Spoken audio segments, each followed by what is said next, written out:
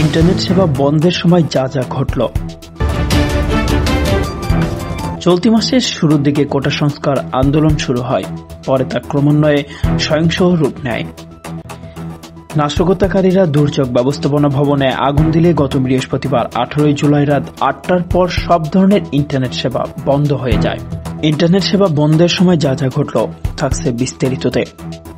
টানা 5 দিন পর গতকাল মঙ্গলবার 23 জুলাই রাত 9টার রাজধানী ঢাকার কিছু কিছু স্থানে ব্রডব্যান্ড ইন্টারনেট সেবা চালু হয়। ইন্টারনেট বন্ধের এই সময় যা যা ঘটেছে তা তুলে ধরা হল। 19 জুলাই শুক্রবার কোটা সংস্কারের দাবিতে আন্দোলনরত শিক্ষার্থীদের কমপ্লিট শাটডাউনের সুযোগে রাজধানী ঢাকার দুষ্কৃতকারীদের হামলা, ভাঙচুর, গুলি, অগ্নিসংযোগ ও প্রাণহানির ঘটনা ঘটে। দেশের বিভিন্ন জেলাতেও ব্যাপক বিক্ষোভ, সংঘর্ষ ও সহিংসতা হয়। পরিস্থিতি নিয়ন্ত্রণে আনতে শুক্রবার রাতেই সারা দেশে কারফিউ জারি ও সেনাবাহিনী মোতায়েন করা হয়। দেশজুড়ে সরবরাহ ব্যবস্থা ভেঙে পড়ে, আমদানি রপ্তানি ক্ষতিগ্রস্ত হয়, ভাড়া দ্বিগুণ হয়ে যায়। 20 জুলাই শনিবার দেশজুড়ে কারফিউ, সেনা মোতায়েন, সাধারণ ছুটি ঘোষণা, রাজধানীর বিভিন্ন স্থানে সংঘর্ষ, ধাওয়া ও পাল্টা ধাওয়ার ঘটনা ঘটে। উল্লেখযোগ্য স্থান হচ্ছে যাত্রাবাড়ি, উত্তরা, বাড্ডা ও মিরপুর। এছাড়া মোহাম্মদপুরেও সংঘর্ষের ঘটনা ঘটে। স্বরাষ্ট্রমন্ত্রী আসাদুজ্জামান খান বলেন, পরিস্থিতি স্বাভাবিকভাবে না আসা পর্যন্ত কারফিউ চলবে। বৈষম্য বিরোধী ছাত্র আন্দোলনের অন্যতম সমন্বয়ক নাহিদ ইসলামকে তুলে নেওয়ার অভিযোগ ওঠে। আন্দোলনের 3 সমন্বয়ক 3 মন্ত্রীর সঙ্গে দেখা করে 8 দফা দাবি পেশ করেন। কাজীপাড়া ও মিরপুর 10 নম্বর মেট্রো স্টেশনে বিপুল ক্ষতি হয়। ইন্টারনেট বন্ধ হয়, অর্থনীতির ব্যাপক ক্ষতি। ইন্টারনেট না থাকায় ঢাকা আন্তর্জাতিক বিমানবন্দরে 70টি ফ্লাইট বিলম্বিত হয়। পোশাকদের শিপমেন্ট নিয়ে উদ্বেগ হয়ে পড়েন রপ্তানিকারকরা।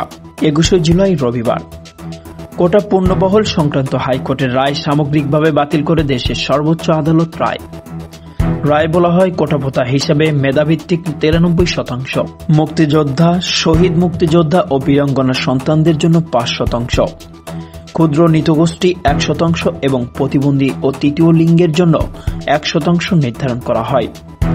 তবে নির্ধারিত কোটায় যোগ্য প্রার্থী না পাওয়া গেলে সংশ্লিষ্ট কোটার শূন্য পদগুলো সাধারণ মেধা তালিকা থেকে পূরণ করা হবে। এই নির্দেশনার আলোকে সরকার নির্বাহী বিভাগকে অতিলম্বে প্রজ্ঞাপন জারি করতে নির্দেশ দেন আপিল বিভাগ। ছাত্র আন্দোলনের সমন্বয়কেরা 4 দফা দাবি আদায়ে 48 ঘণ্টা সময় বেঁধে দেন। দাবিগুলো ছিল ইন্টারনেট সেবা সংযোগ চালু করা, শিক্ষার্থীদের জন্য হল খুলে দেওয়া, আন্দোলনের সমন্বয়কদের নিরাপত্তা নিশ্চিত করা ও কারফিউ তুলে নেওয়া।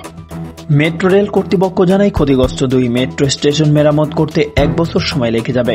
শিক্ষার্থীর মৃত্যুর জন্য সরকারকে দায়ী করে পদত্যাগের দাবি জানান বিএনপি। প্রধানমন্ত্রী শেখ হাসিনা স্পেন ও ব্রাজিল সফর বাতিল করেন। ইন্টারনেট বন্ধ ও কারফিউ এর কারণে রাইড শেয়ারকারী ও ডেলিভারি ম্যান জীবিকার ঝুঁকিতে পড়েন। মোবাইল রিচার্জ 40% নেমে আসে। ভয়েস কল ও SMS বেশি অর্থ খরচ করতে হয় ব্যবহারকারীদের। সহিংসতার জন্য গভীর উদ্বেগ জানান যুক্তরাজ্য। 22 জুলাই সোমবার কোটা প্রথা সংস্কার করে আদালতের নির্দেশ অনুযায়ী তৈরি করা প্রজ্ঞাপন অনুমোদন দেন প্রধানমন্ত্রী শেখ হাসিনা। একদিনও ঢাকাসহ দেশের বিভিন্ন জায়গায় সংঘর্ষের ঘটনা ঘটে।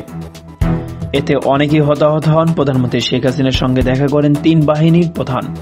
পররাষ্ট্রমন্ত্রী কূটনীতিকদের বলেন, বিএনপি জামাত শান্তিপূর্ণ কোটা সংস্কার আন্দোলনকে সহিংস করে তুলেছে। ইন্টারনেট বন্ধের কারণে চট্টগ্রাম বন্ধের কর্মকাণ্ড থমকে দাঁড়ায়। ফ্রিল্যান্সারদের কাজেও প্রভাব পড়ে।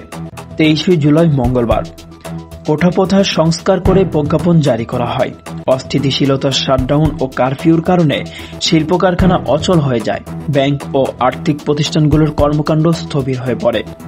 সুপারমার্কেটের বেচা বিক্রি ব্যাপকভাবে কমে যায়। সহিংসতা ও কারফিউর কারণে হাঁস, মুরগি, মাছ ও গরুর খামারগুলো সংকটের মুখে পড়ে, বিক্রি কমে যায়। সংবাদের এ পর্যন্তই। এতক্ষণ আমাদের সাথে থাকার জন্য ধন্যবাদ।